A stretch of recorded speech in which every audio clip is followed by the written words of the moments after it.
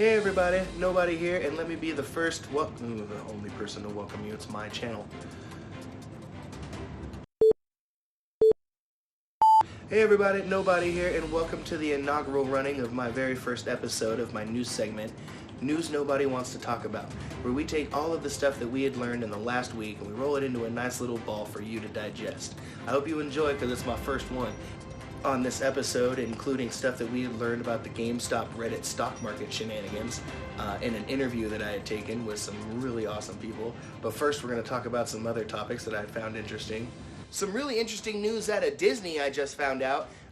Someone at a Disney Investors Day released the news that a 12-episode miniseries about about Diego and Andor from Rogue One is actually going to get made for Disney. Now this is really cool because I've seen what Jon Favreau did for The Mandalorian, and I know every single person and their great-grandmama who's watched that show had nothing but good things to say about what Star Wars and Disney are doing together. Now, it's really cool to see what they do with this, because to continue the story through with these two characters adds a lot of extra depth to the franchises, to the universe of the franchise. And I don't know if this is going to be things that are going to be considered canon, because I know Disney took the time to, you know, kind of set the bar straight for what's canon and what's not, thereby nullifying anything that you've read in like comic books or movie, or like movie tie-in books and stuff like that. They don't no longer apply to the storyline's canon storyline, like the universe itself that doesn't exist.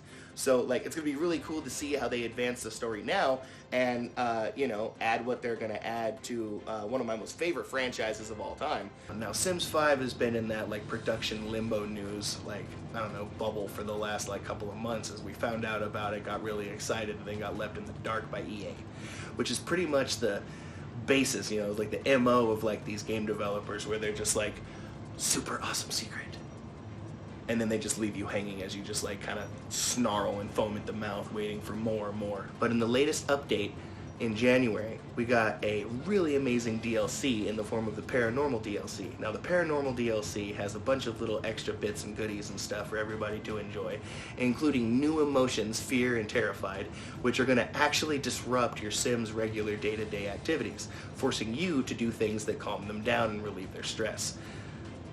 I'm not going to go into exactly what, because I don't think I'm allowed to avoid demonetization on this channel, but there are a bunch of other methods too. Like if your sim enjoys cooking or art, you have to do one of these things to relax them, or you might end up running under and hiding under his covers and hiding from whatever spooky spook is scaring him. Now, there's all kinds of ghosts and goblins and stuff to be released in the DLC, but a cool thing that I'm hoping that they bring back that I haven't seen yet is the Undead Maid. She was always a favorite character of mine. With all the new tech coming out, it's really interesting to see what people bring to the table, and this company, Panic, has done something that I think is just absolutely phenomenal. Okay, you may know Panic from the people that created the Untitled Goose Game. Well, in collaboration with a bunch of other designers and developers and stuff, they're creating a console called the Playdate. Now, it's a handheld console that kind of looks like the old nostalgic Game Boys, with the classic black and white screen and the 2 buttons and the directional pad. Now, the twist is, they're developing a list of games, I think 12 games over the course of like 1 game a week once the console comes out. And I think right now it's literally just in Kickstarter prototype mode. But the key element to this console that people are overlooking is that it has a crank. Yeah, it has a rotating crank stuck out the side of it. I mean, it can be collapsed in for comfort, but you extend this crank and use it in the video games. One of the examples is that they actually use it as a time mechanic in one of the video games that they're using to promote the software, where you dial the crank and he moves forward or backward depending on the circumstances. Now, there's going to be a bunch of different other games coming out for it, so it's going to be really awesome to see the potential of this bit. And if you haven't seen it now, look up Playdate Console. Some sadder news today off the web. I just recently learned, after getting excited about the upcoming release of Resident Evil 8, The Village, that one of their top voice actors, Jeanette Moss, recently passed away. Capcom released in a tweet, "We at Capcom R&D are deeply saddened to hear about the passing of the talented actress who helped bring several different characters, including our witches, to the world in Resident Evil Village. Our heart goes out to her friends and loved ones." This woman has done a bunch of other stuff. If you go and look up her IMDb, she's been in a just absolute slew of video games and movies and stuff. And she even was a acting coach helping other voice talents kind of get their feet wet in the industry and stuff. So it's always super sad to hear about someone like that, someone of that caliber passing away. It's always very tragic, and we here at Nobuddy just offer our condolences again to the friends and family.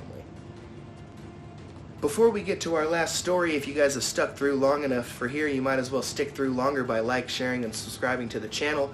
We're going to have content every week, a new episode, a new news episode, every week on Tuesday. So be sure to share, and subscribe. Ring that bell to stay notified for all of the new content coming out, because I would love to see your face. And with that, we're going to continue on with our last story. What is going on with the stock market?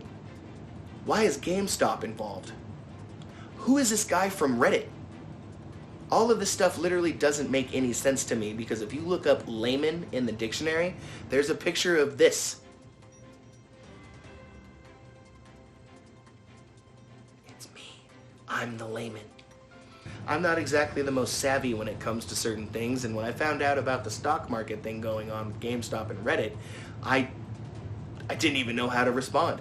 I don't know anything about that, and I realized that I had to get educated. And I figured the best way to do it would be to talk to two experts. So I took it upon myself to talk to two people behind the docuseries The Con to straighten some of this out for me and my viewers. We'll take a look at that clip right now. So to me, it's completely legal. In the hypocrisy where the retail investor feels that, why were we allowed to be shut down on certain websites, and why were we only allowed to sell but not buy? And then you have the massive statements from the CEOs of Robinhood and other platforms. And I know from the legal side of things that they want to protect the investor from doing some trades that they've never been experienced before. I get that side of things, but at the same time, if you're on an E-Trade or a Charles Schwab, or if you're on Robinhood or a Webull, you're not going through an investment advisor. You're going straight to the market yourself. And so you should be allowed that access to buy and trade at your own volition. The big guys been used to being able to do this constantly and all the time. And when the shoe was briefly on the other foot, they cried foul. And so I think that the hypocrisy is palatable. I mean, it's certainly a situation to where the financial press and the regulatory system jumped all over things in a way that you don't see when it's a Wall Street bank or a huge hedge fund doing it. Yeah. I was the slowest guy in the room, trying my hardest to sound educated for these people, because they were just an absolute volcano of information for me, and I'm very grateful I got the chance to talk to them. Thanks, guys. Stay tuned throughout the week, because we should be able to have that full interview for viewing coming up on the channel soon. Stay tuned for that.